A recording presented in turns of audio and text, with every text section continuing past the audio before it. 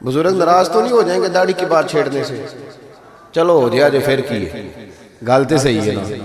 حضور نے فرمایا جس نے سفید داڑھی والے آدمی کی عزت کی، یہ بخاری مسلم ہے، فرمایا جس نے سفید داڑھی والے بزرگ کی عزت کی وہ سمجھے میں نے اپنے رب کی عزت کی۔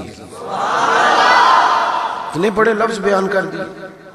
اور ترمذی شریف کے لفظ یوں ہیں، محبوب پاک علیہ الصلوۃ والسلام نے فرمایا جب سفید داڑھی والا بندہ قبر میں جاتا ہے، اللہ کرے نا ہمیں داڑھی کی توفیق بھی ملے، ہم نے تو قسم اٹھا لی ہے، کہتے ہیں جب تک نیک نہیں ہونا تب تک داڑھی نہیں رکھنی، تو میں کہتا ہوں تو یہ والی قسم اٹھانا جب تک نیک نہیں ہونا روٹی نہیں کھانی۔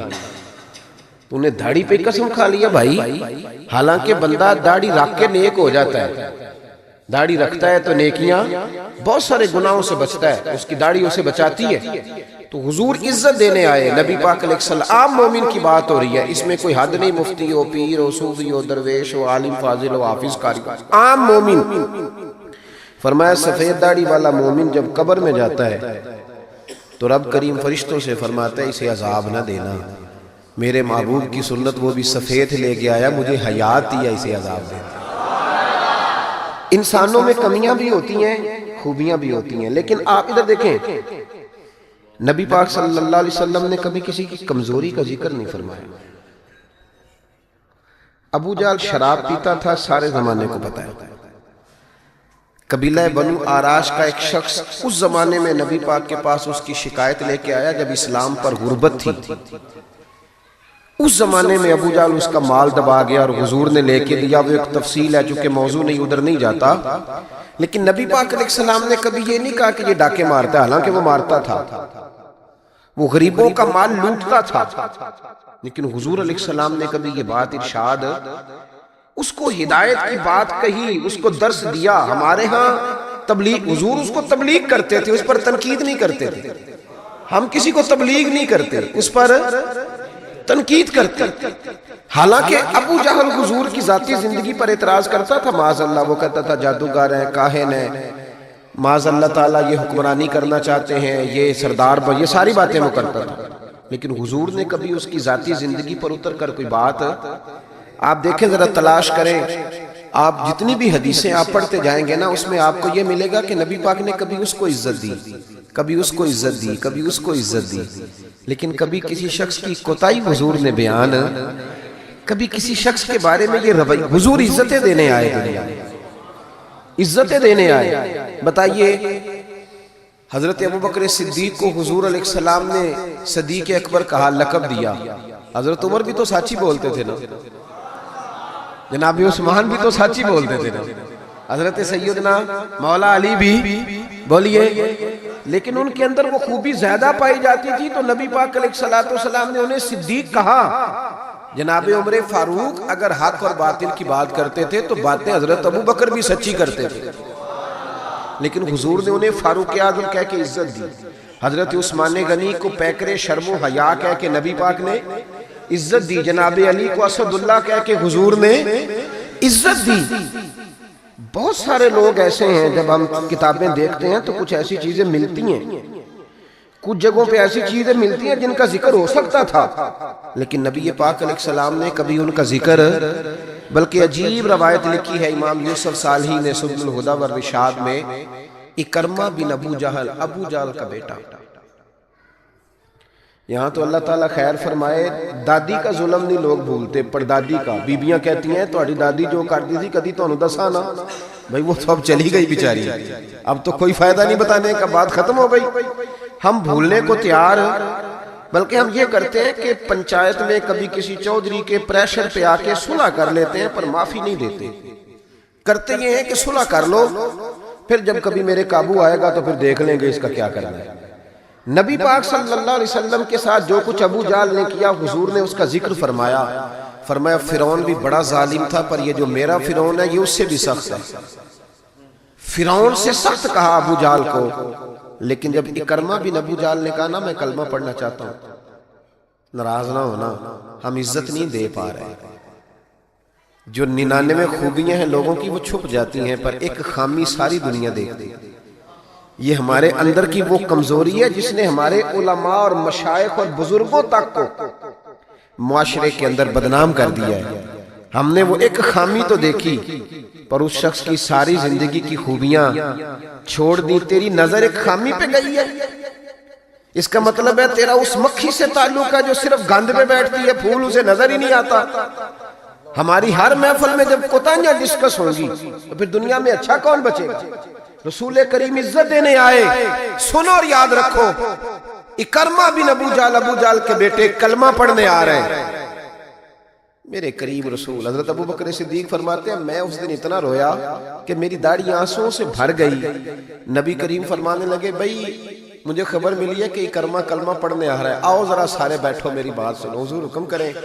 تو محبوب نے فرمایا کوئی اس کے سامنے اس کے باپ کو گالی نہ دے، کوئی اس کے باپ کو اس کے سامنے برا کہہ کے نہ پکارے، کوئی یہاں ایک اور بات بھی کرنی بڑی ضروری سمجھتا ہوں، جو پکا بے ایمان کافر تھا، بے ایمان، جب حضور نے منع کر دیا کہ اس کے بیٹے کو تکلیف ہوتی ہے، جس کا کفر نص قطعی سے ثابت ہے، ان الذین کفروا سواء علیہم انذرتہم ام لم تنذرہم لا یؤمنون، اس آیت کی تفسیر میں جہاں بھی آپ کھولیں گے پہلا نام ابو جہل کا ملے گا، جس پر نص آ گئی کہ اس کی قسمت میں کفر ہے۔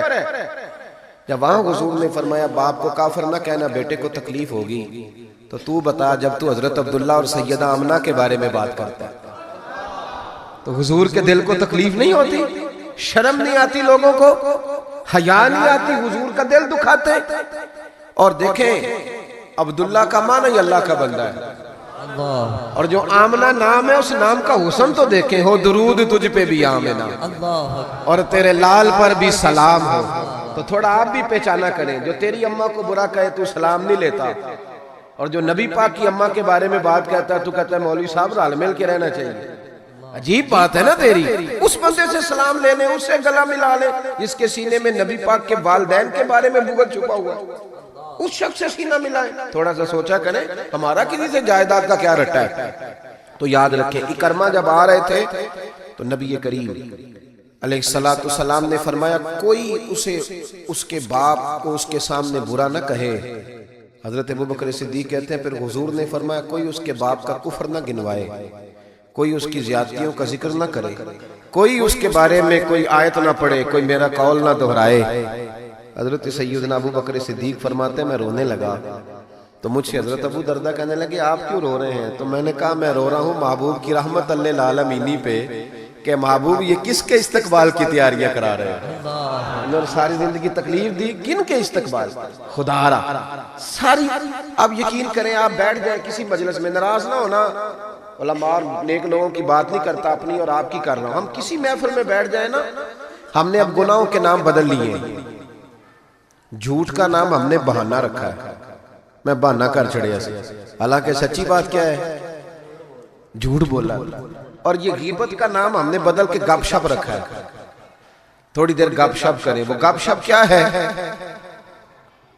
بڑے بڑے مذہبی لوگ میری طرح کے جبہ و دستار، وہ ساتھ والی اتنا اپنی جماعت کی تبلیغ کرنا ضروری نہیں سمجھتا جتنا ساتھ والی جماعت پہ تنقید کرنا ضروری سمجھتا۔ یوں لگ رہا جیسے مقابلہ چل رہا ہے مذہبی لوگوں کا آپس میں، ہر آنے والے کو اور ہر ملنے والے کو اور ہر جس آدمی کا نام ہے اس کی کوئی نہ کوئی کوتاہی تلاش کر کے رکھنا ہمارا وتیرہ بن گیا ہے۔ اس مزاج کو بدلنا پڑے گا، جب یہ مزاج بدلے گا تو معاشرے میں حسن پیدا ہوگا۔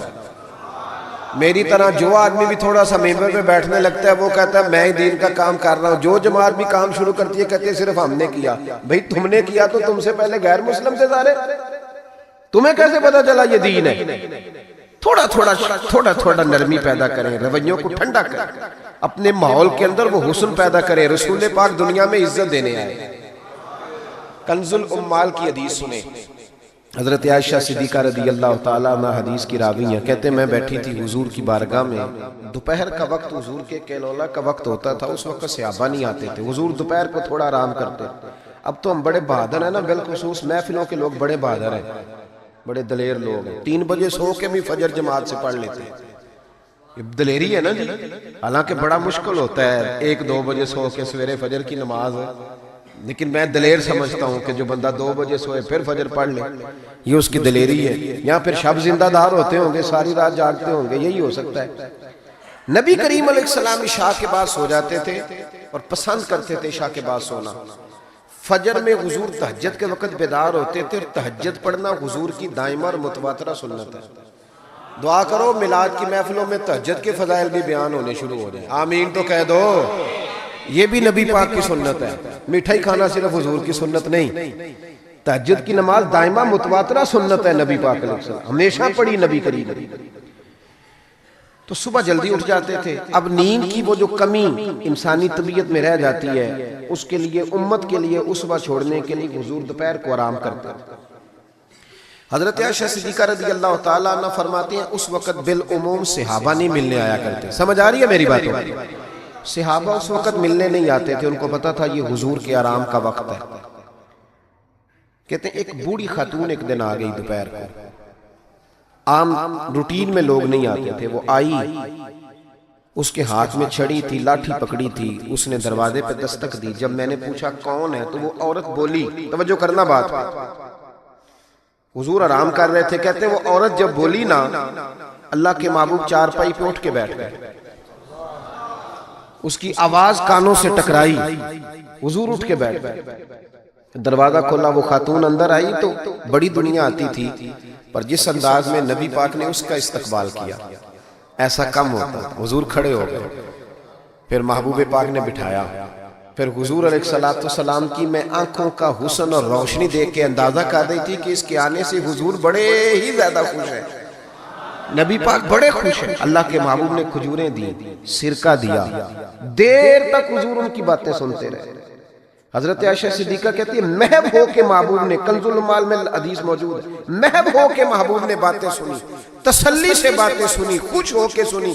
دو قسم کے مہمان آتے ہیں نا، ایک مہمان فون کرتا ہے تو بندہ کہتا ہے میں کوئی نہیں گھر، پھر کبھی آنا، اور ایک مہمان ایسا ہوتا ہے جسے بندہ کہتا ہے اتنی بھی جلدی کیا ہے، ذرا ٹھہر جائیے، تھوڑا رک جاؤ، چائے بن رہی ہے۔ قسمیں ہوتی ہیں مہمانوں، کچھ مہمانوں سے دل لگا ہوتا ہے، دل کرتا ہے بیٹھے رہے، ذرا تھوڑا اور بیٹھے، یار تو نہ جایا کر، تو بیٹھا رہا کر۔ ہوتے ہیں کچھ لوگ، دیر تک نبی کریم علیہ السلام نے بات سنی، اور کیا بات ہے، جناب عائشہ صدیقہ کہتی ہیں دل حضور کا لگا، میں نے دیکھا تو میں بڑی مطمئن تھی۔ اس خاتون نے کہا کہ اب میں نے جانا ہے، لگ رہا تھا کہ حضور چاہتے ہیں ابھی رکے، لیکن اس نے جب کہا نہ جانا ہے تو حضور نے فرمایا ٹھیک ہے۔ جب وہ جانے لگی تو حضور نے تحائف جمع کیے، اور جناب بلال حبشی کو فرمایا ان کے ساتھ جاؤ اور چھوڑ کے آؤ۔ جناب عائشہ صدیقہ رضی اللہ تعالیٰ عنہ فرماتی ہیں پھر وہ دیکھیں حضور عزت کس طرح دیتے ہیں، کہتے ہیں وہ خاتون چلی گئیں، میرا خیال تھا کہ حضور اب مسجد جائیں گے، جب رات کو آئیں گے نا بعد از عشاء تو پھر پوچھوں گی حضور یہ کون تھی، لیکن محبوب تو گئے نہیں، لیٹ گئے۔ میں اٹھ کے قدموں میں بیٹھی تو حضور کی مقدس آنکھیں کھلی ہوئی، میں نے عرض کی حضور یہ کون خاتون تھی، اور میں نے آپ کو تھوڑا انفرادی دلچسپی لیتے دیکھا، حضور کون تھی؟ جب میں نے پوچھا تو حضور کی آنکھوں میں آنسو چمکنے لگے، حضور اٹھ کے بیٹھے اور فرمانے لگے عائشہ یہ میری پہلی زوجہ خدیجہ الکبریٰ کی سہیلی تھی، یہ خدیجہ کی سہیلی تھی، اور فرمایا جب ہم مکے میں رہتے تھے تو یہ آیا کرتی تھی، خدیجہ اس کا پرتک پاک استقبال کرتی تھی، اسے کھجوریں کھلاتی تھی، دودھ پلاتی تھی، پھر یہ باتیں سناتی تھی تو خدیجہ اس کی باتوں کا جواب دیتی تھی۔ فرمایا آج اس کی آواز کانوں سے ٹکرائی ہے تو ساری یادیں پھر سے تازہ ہو گئی ہیں۔ فرمایا میں نے اس کے ساتھ وہی سلوک کرنا چاہا ہے جو فاطمہ کی اماں کرتی تھی، میں نے وہی عزت دینی چاہیے جو وہ دیتی تھی۔ اور حدیث کا آخری جملہ اتنا شاندار ہے کہ اس جملے کو یاد کر لے تو دستور بن جائے ہمارے لیے۔ محبوب نے فرمایا عائشہ حسن العہد من الایمان، تعلق اچھے طریقے سے نبھانا یہ بھی ایمان کا حصہ ہے۔ حسن العہد من الایمان، اچھے طریقے سے تعلقات نبھانا، وعدے نبھانا، عہد نبھانا یہ بھی ایمان کا حصہ ہے۔ بھائیو حضور نے عزت دی، نبی کریم نے وقار دیا، حضور ہر آنے والے کو عزت دیتے، احترام کرتے۔ ہمارے ہاں ایک بات چلتی ہے، میری طرح جو لوگ پیر کہلانے لگتے ہیں یا مولوی کہلانے، ان کا ایک بات چلتی ہے، کہتے ہیں میں کیسے جاؤں، میں تو کنواں ہوں تو پیاسے خود آئیں، میں خود جاؤں جا کے کسی کو۔ ہمارے ہاں بھی اشتہار چھپتے ہیں، دروازہ دستک دے کے کوئی دعوت نہیں دیتا کہ آج محفل ہے آ جانا، یہ رواج نہیں ہے ہمارا۔ حالانکہ اشتہار چھپانا تو بدعت ہے، چلو بدعت حسنہ کر لیں، یہ الگ بات ہے کہ اس والی بدعت پر مولوی کوئی نہیں بولے گا چونکہ سب کے نام لکھے ہوتے ہیں نا۔ ان کے بھی لکھے ہوتے ہیں، لہذا اس بدعت کا ذکر نہیں کرتے، حالانکہ حضور کے زمانے میں اشتہار، صحیح بات کہہ رہا ہوں، اس کا نام نہیں لیں گے چونکہ ان کا بھی موٹا کر کے لکھا ہوتا ہے نا اشتہار پہ نام، تو فائدہ ہے، اس کا ذکر نہیں کریں گے۔ اشتہار چھاپنا تو بدعت ہے، چلے بدعت ہسنا صحیح، دروازے پہ جا کے دین کا پیغام دینا یہ تو حضور کی سنت ہے، لیکن وہ شان میں کمی آتی ہے نا، وہ کیسے کو جائے؟ کہتے ہیں جی ہم جناب کنویں ہیں تو پیاسے خود آئیں، تو نبی پاک نے تو یہ فلسفہ نہیں بیان کیا، حضور تو طائف چلے گئے تھے، حضور تو تبوک چلے گئے تھے، نبی پاک سے بڑا کنواں بھی کوئی ہو سکتا ہے؟ اے ساقی تیری خیر تیرے میں کدے کی خیر، ایسی پلا کہ جس کا نشہ عمر بھر رہے، ایسا بھی کنواں کوئی ہو سکتا ہے؟ لیکن موج ہے نا ہماری، ہم ان باتوں میں اڑ گئے۔ اس کا نقصان یہ ہوا ہے کہ وہ جس کا شوق ہوتا ہے وہ تو آ جاتا ہے، لیکن سب کا شوق نہیں ہوتا، کچھ کا شوق بنانا بھی پڑتا ہے، اس کے دروازے پہ جانا بھی پڑتا ہے۔ تو نبی رحمت سید عالم صلی اللہ تعالی علیہ وآلہ وسلم لوگوں کو عزت دیتے، حضور وقار دیتے، آنے والے کا اکرام کرتے۔ حضرت ابوبکر صدیق رضی اللہ تعالیٰ عنہ فرماتے ہیں مجھے ایک بڑا دکھ تھا، میرے بچے بھی مسلمان تھے، پوتے بھی مسلمان تھے، نواسے بھی حضرت صدیق اکبر کے جناب عبداللہ ابن زبیر سے آبی ہوئے، نواسے تھے۔ فرماتے ہیں کہ میری ساری نسل مسلمان تھی، دل کرتا تھا میرے ابا جی بھی کلمہ پڑھ دیں۔ ان کا نام تھا ابو قحافہ، وہ کلمہ نہیں پڑھتے تھے اور آنکھوں سے نابینا تھے، اور باپ ہی ہوتا ہے نا۔ جس دن حضرت ابوبکر صدیق رضی اللہ تعالیٰ عنہ ہجرت کے وقت آئے ہیں نا، تو کہتے ہیں گھر کے اندر ایک چھوٹا سا گڑا بنایا ہوا تھا، ٹویا، اس میں اشرفیاں دینار رکھتے تھے اور اوپر میں کوئی موٹا کپڑا ڈال دیتا تھا۔ فرماتے ہیں جس دن میں نکلنے لگا تو میرے پاس بہت زیادہ پیسے تھے، میں نے سارے نکال لیے اور چھوٹے چھوٹے روڑے ڈال دیے، اوپر میں نے اسی طرح بوریا ڈال دیا، اور جناب اسماء سے کہا کہ ابا جی نے پوچھا نا کہ ابوبکر سارے پیسے تو نہیں لے گیا؟ دادے پوتیوں کے بھی بڑے سگے ہوتے ہیں نا، پوتریاں بھی کچھ چھڑے آ کے سارے لے گیا، پوچھا نا سارے تو نہیں لے گیا؟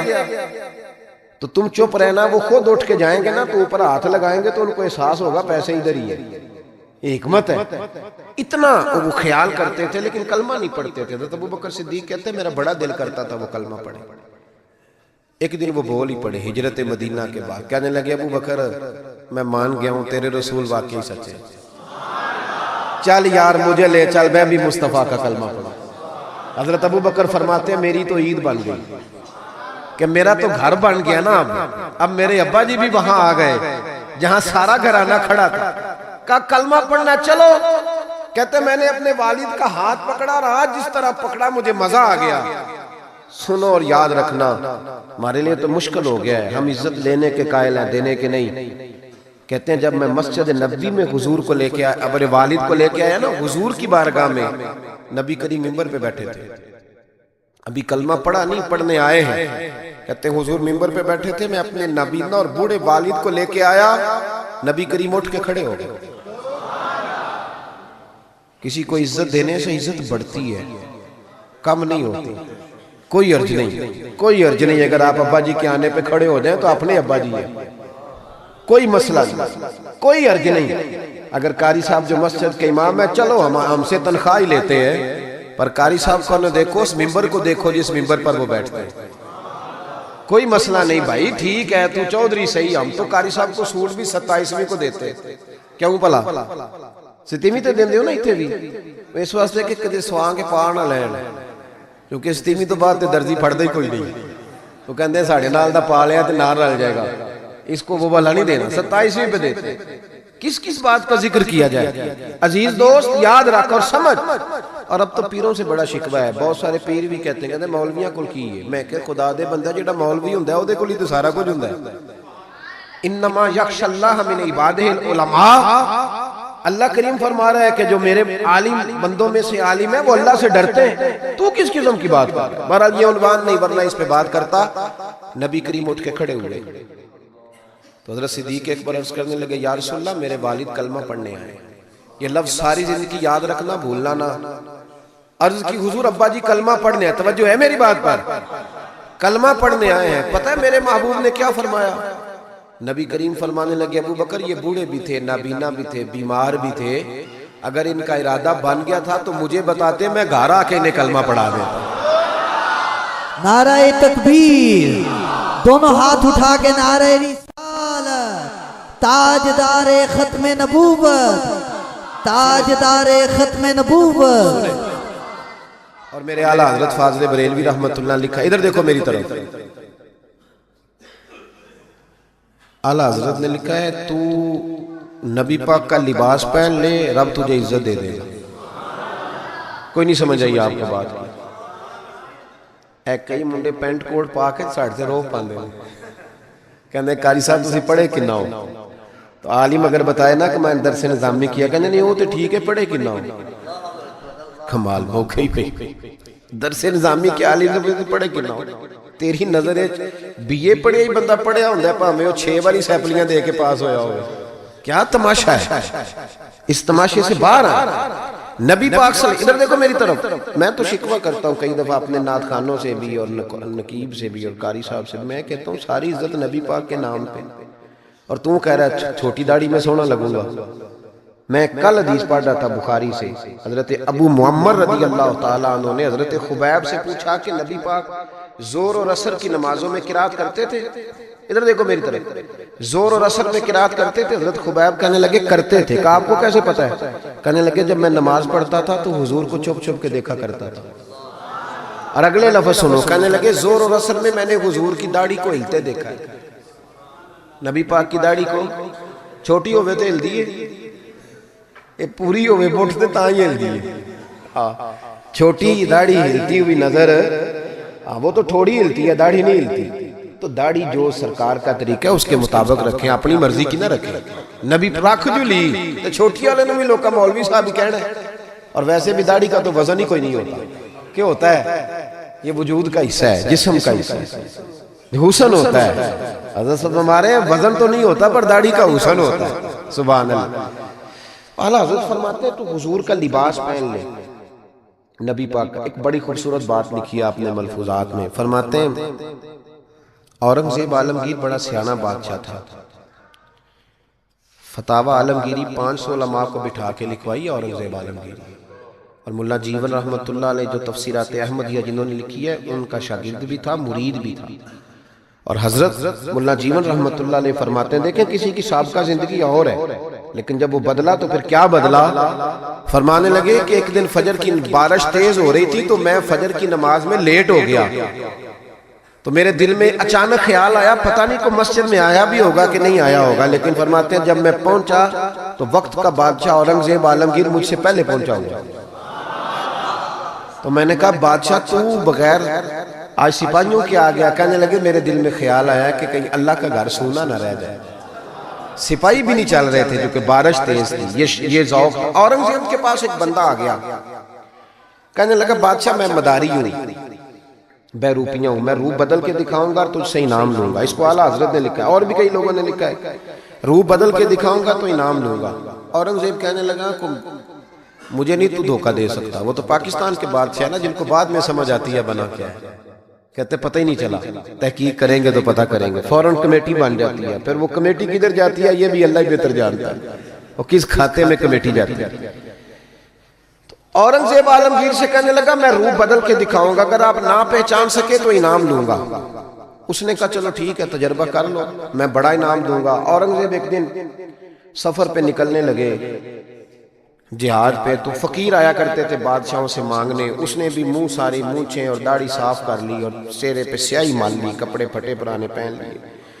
بادشاہ گھوڑے پہ گزرنے لگا تو بھکاریوں نے اپنے اپنے پیالے آگے کیے، اس نے کسی کو 5 روپے دیے، کسی کو 2 روپے دیے۔ جب بہروپی آیا تو اورنگزیب نے 10 روپے دیے، کہنے لگا تیرے آنے جانے کا کرایہ میں نے تجھے پہچان لیا، کچھ کر کے آ اگر کچھ کرنا ہے تو۔ تھوڑے دن کے بعد بادشاہ نے کہا کہ میں نے فوجی بھرتی کرنے ہیں، دوڑ لگانے والے لڑکے چاہیے۔ اس نے بھی ذرا مونچھیں بڑی کر لی اور لڑکوں کے بیچ دوڑ لگانے لگا۔ بادشاہ نے کہا وہ جو نوجوان دوڑ رہا ہے اسے بلاؤ۔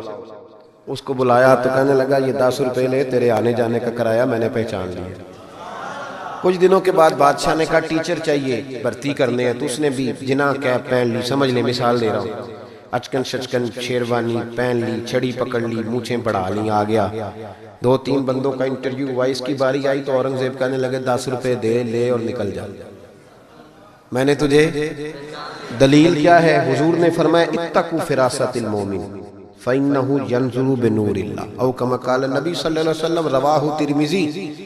محبوب فرماتے ہیں مومن کی فراست قلبی سے ڈرو، وہ اللہ کے دیے ہوئے نور سے دیکھا کرتا ہے۔ بادشاہ پہچان لیتا۔ قصہ مختصر کے 2 سال بیت گئے، بس بات بھی سمیٹ رہا ہوں میں اپنے۔ 2 سال بیت گئے، 2 سال۔ بادشاہ ایک سفر پہ جا رہا تھا، فوج ساتھ تھی، 10,000 کا لشکر تھا۔ ایک پہاڑی کے پاس سے بادشاہ گزر رہا ہے تو بادشاہ نے دیکھا کہ ترچھی سی چٹان ہے، پہاڑی ہے، تو لوگ جا بھی رہے ہیں آ بھی رہے ہیں۔ یہاں کیا ہے؟ انہوں نے کہا جی ایک درویش بابا بیٹھا، لوگ دعائیں کراتے ہیں۔ پرانے سارے لوگ یہ اللہ والوں کو مانتے تھے، یہ ڈائریکٹ والے ابھی آئے ہیں، سارے اللہ والوں کو مانتے تھے۔ اورنگزیب عالمگیر کہنے لگا میں بھی اچھے کام جا رہا ہوں، میں بھی دعا نہ کرا لوں۔ بڑی بادشاہ آپ کو پتہ ہے نازک مزاج ہوتے ہیں، ہمارے ہاں تو پیر اور پیرزادے بھی بڑے نازک مزاج ہوتے ہیں۔ 6 لوگوں نے ٹیشو پیپر پکڑے ہوتے ہیں پیر صاحب کے بیٹے کے، 4 آدمیوں نے جوتے، پھر یہ شہزادہ کیسے جہاد کرے گا؟ اسی لیے اس کو تھوڑی سی گرمی لگتی ہے تو فٹافٹ مان جاتا ہے، کسی میدان میں کھڑا نہیں رہ سکتا، اس کے لیے مشکل ہوتا ہے۔ عام دام برسرے مطلب وہ بادشاہ بڑی مشکل سے، بوڑھا بھی ہو گیا، نازک مزاج بھی تھا، اوپر چڑھا پہاڑی پہ۔ جب اوپر گیا تو پوچھا جناب ملنا ہے پیر صاحب سے؟ انہوں نے کہا لائن لگی ہوئی ہے، تو بھی لائن میں لگ جا۔ ہمارے پیر صاحب کا کوئی طریقہ نہیں، بادشاہ امیر غریب سارے لائن میں لگ کے ملتے ہیں۔ بادشاہ لائن میں لگ گیا، 50 آدمی کھڑے تھے۔ اب 50 کے بعد باری آئی، اتحیات کی حالت میں بابا جی کے آگے بیٹھ گیا۔ بابا جی کا جبہ کبہ دستار، میں جہاد کے لیے جا رہا ہوں۔ بزرگوں نے ہاتھ اٹھائے، دعا مانگی، پھر 2-3 نصیحتیں بھی کر دیں کہ بیٹا دیکھنا اگر کسی وجہ سے خدا نہ خواستہ ناکامی ہوئی تو مایوس نہ ہونا، کامیابی ملی تو تکبر نہ کرنا، اور تھپکی دی۔ بادشاہ الٹے قدم جب غار سے نیچے اترا تو پلو جھاڑ کے کھڑا ہو گیا، کہنے لگا آج نہیں نہ پہچانا تو نے، لا میرا انعام، آج نہیں نہ پہچانا۔ بادشاہ کہنے لگا آج تو مروا دیا یار تو نے، کہاں میں چڑھا کہاں میں رکا، تھک گیا، گرمی کتنی ہے۔ بہرحال مزہ آیا، اورنگزیب کو دھوکہ دیا، مزہ تیرا پورا آیا، بتا تو کیا لے گا؟ ہیرے جب سب سے قیمتی ہوتے تھے نا، وہ بادشاہ اپنے تاج میں لگوایا کرتے تھے۔ کہنے لگا وہ جو تیرے تاج میں ہیرے لگے ہیں نا وہ چاہیے۔ بادشاہ نے کہا یار تو نے اورنگزیب کو دھوکہ دیا، بات بہت بڑی ہے، وہی مل جائیں گے۔ اس نے تاج اتار کے بیروپیے کے قدموں میں رکھا اور کہنے لگا یہ تو نے مانگا ہے نا، میں جہاد سے واپس آتا ہوں تو دوبارہ آنا، اپنی مرضی سے بھی تجھے دوں گا، تو نے حد کر دی۔ جب اس نے دیا اور بادشاہ نے رخ پھیرا تو بیروپیے نے آواز دی، کہنے لگا بات سن یار۔ بادشاہ نے چہرہ بدلا تو کہنے لگا اپنا تاج لے جا، ضرورت نہیں۔ اس نے کہا تجھے کیا ہوا؟ کہنے لگا نہیں ضرورت، لے جا۔ بات کیا ہے، 2 سال ہو گئے تجھے محنت کرتے، تو نے کتنے روپ بدلے، اور آج ملا ہے تو تو کہتا ضرورت نہیں۔ بیروپیہ رو پڑا اور کہنے لگا بادشاہ میں نے اپنے نبی پاک کا لباس نہ جھوٹ موٹ پہنا، جھوٹ موٹ کی پگڑی، لوگوں کی جیبوں پہ ڈاکہ ڈالنے کے لیے جھوٹ موٹ کی داڑھی، جھوٹ موٹ حضور کا لباس پہنا، جھوٹا۔ اور تیرے جیسے بادشاہوں کے تاج میرے قدموں میں آ گئے ہیں، اگر میں سچ مچ رسول اللہ کا غلام بنوں گا تو اللہ کتنی شانیں عطا فرمائے، سچ مچ بنوں گا تو رب کیا دے گا۔ بہلتے کس جگہ جی اپنا بہلانے کہاں جاتے، تیری محفل سے اٹھ کر تیرے دیوانے کہاں جاتے۔ خدا کا شکر شمع رخ لیے آئے ہو محفل میں، اگر پردوں میں چھپے رہتے تو پروانے کہاں جاتے۔ خدا آباد رکھے سلسلہ یہ تیری نسبت کا، وگرنہ ہم بھری دنیا میں پہچانے کہاں جاتے۔